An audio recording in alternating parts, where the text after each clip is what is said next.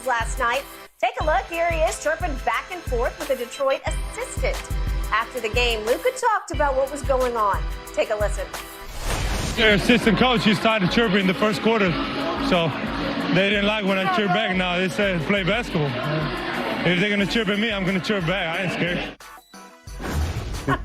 And that's what makes it fun, right? Shannon, what do you make of all the chirping? Yeah, I mean, Skip, what'd you expect? He said the assistant coach started chirping in the first quarter.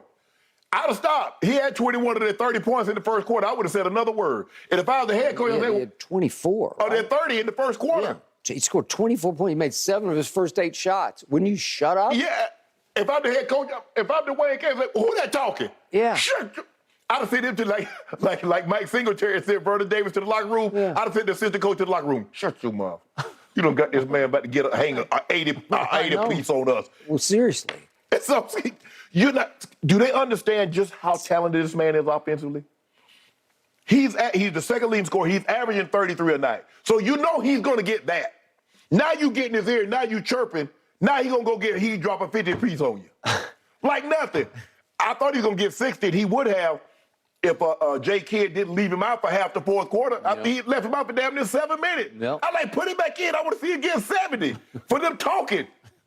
Talk yourself up on a 50 piece. And Skip, 24 field goal attempts. 17 of 24, Skip, 5 of 11 from the three. He's a walking bucket. He can get any shot he wants, anytime he wants, anywhere on the court he wants it.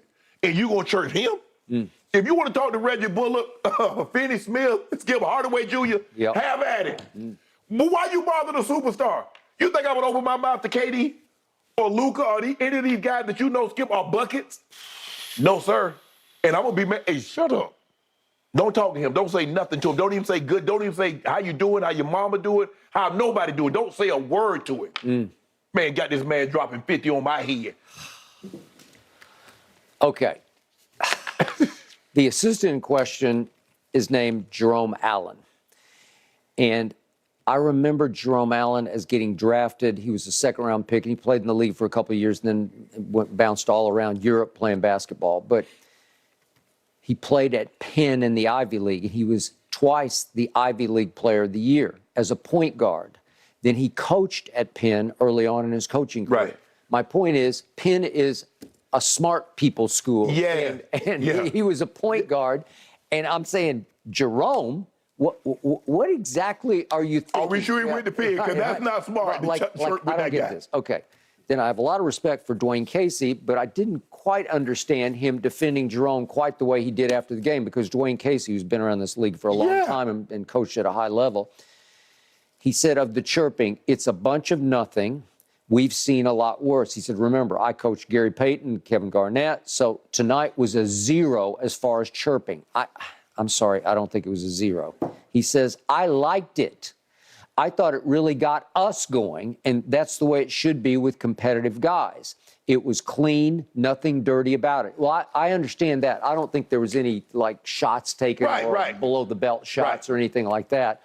I don't know exactly what it was, but once Luka started to respond, then I think Jerome's yelling at him, just play basketball. Just shut up and play basketball. You know, don't talk. No, it's too late for that. Okay. You should have just stood on the sideline and shut up, and I was playing basketball. Okay. You can't do this to that guy at his house. It's at his house. If you're in Detroit, maybe you might get him going the wrong direction, make him distracted or get him frustrated. Skip, you remember back when early on with him, get physical with Luka and Bob? Do I? You can't. So now you get physical with him, he dropped 40 on you. Yep. So he'll take you out of that physical. What thing, and you see how he's evolved his game, that doesn't bother him anymore. Hey, November 1st, 2019, I'll never forget the Danny Green Memorial game at Dallas. Yeah. It was on a Friday night. And Dwight Howard was a Laker. Caught him with a and he caught him right in the forehead with the forearm and about cold cocked him. Yes. I thought he was concussed. Yes. The book was Rough Him Up. Rough him up. And then that was the night LeBron, they needed a 3 to tie. Right. And LeBron ducks under, and I'm like, are you just going to lay it up? Yeah. And at the last second, he whips it to the corner to Danny Green. and there was a little hold over there in the corner. Remember on the Dwight Howard jersey held Seth Curry. He held Seth, held him tight, and Danny Green broke completely open and swished it at the buzzer, and they went to overtime and won it in overtime. Yes. Okay. The point of the game was Luka was a little wobbly down the stretch because Dwight had blasted him. Yes. And that was the book. And then remember the Clippers in the bubble? Yeah. And Marcus Morris was getting after him and pounding on him, and he turned his ankle, but Luka would not back down because he's a tough kid. I mean, he played pro basketball in Europe, and I promise you can't be soft and play pro basketball in Europe. They're not soft. They built different over there. Their game might be different, Skip, but their mentality is different. So what you think with American players to get physical, that doesn't work. And what did they say? Oh, we we just put Luka in the pick and roll. He said, oh, that's what y'all want to do? Well, I'm going to put all y'all in the pick and roll. And so now he put you in the pick and roll, and he's averaging 34 a night. Yep. So in the second quarter, they went with what I would go with, which is take the ball out of Luka's hands, because you can do that if you really fixate on it. You could say, I want two people to trap him across half court, and he's got no choice but to give the ball up. Yes. Well, then it's like Lakers at Dallas on Christmas.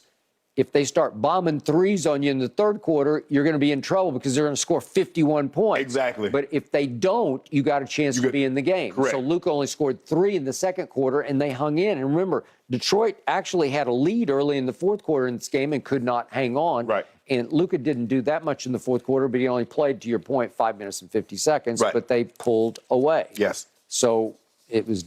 I mean, you think about Skip. He had 53. The rest of the team had 58.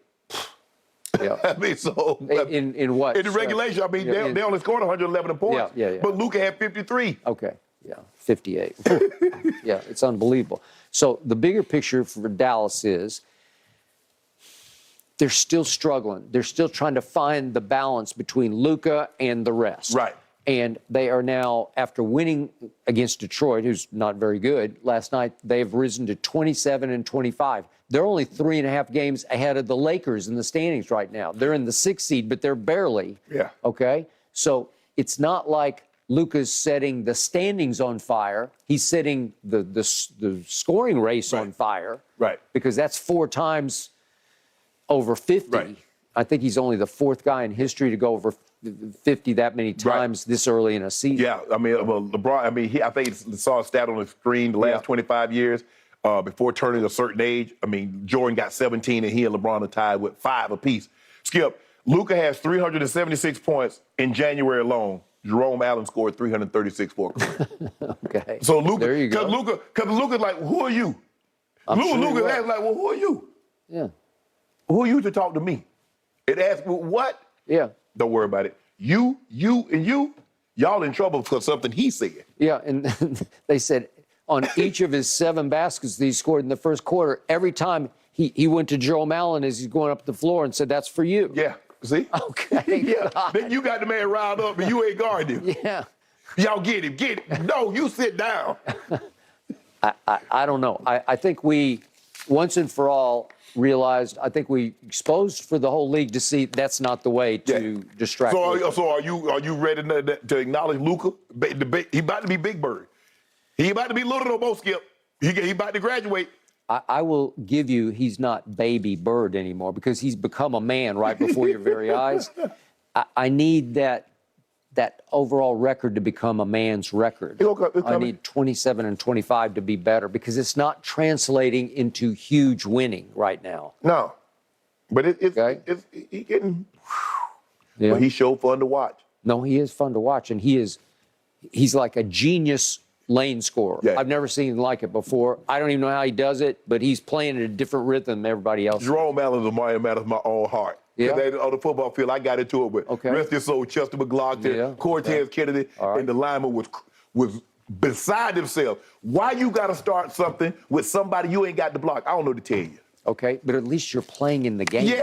Yeah. Right? At least you're fair game because you're in the game. Right? Yeah, absolutely. Right? I say, well, they started talking back to me. Okay, but if they want to get even, at least somebody can come after you. Yeah, absolutely. It's hard to go after Joe Allen. They would tell him, say, well, if you want to get him, we won't stop you. Yeah.